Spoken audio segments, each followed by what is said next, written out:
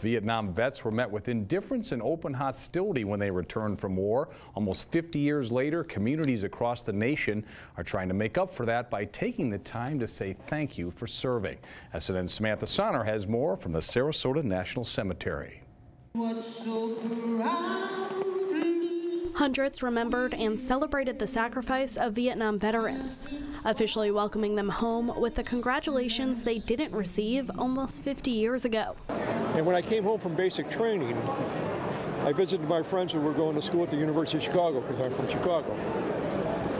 And when I went on campus there in my uniform, people were asking me how many babies I killed.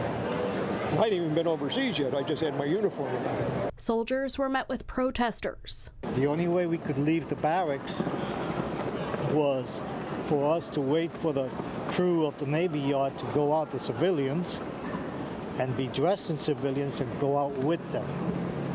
You couldn't go out there with your uniform. That was how it was. And hostility from other veterans. When I first tried to join the VFW, the World War II vets didn't even want us in there. They were real negative to us, you know.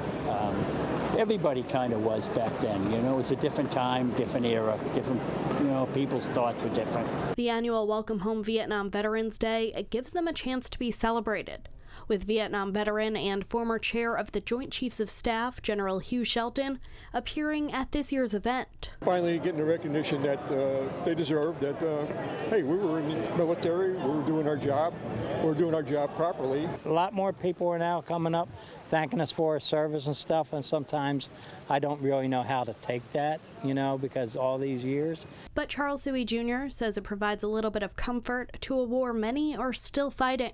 Certain noises, certain smells, things you see, it'll bring you right back in an instant, just like listening to an old record that you used to dance to.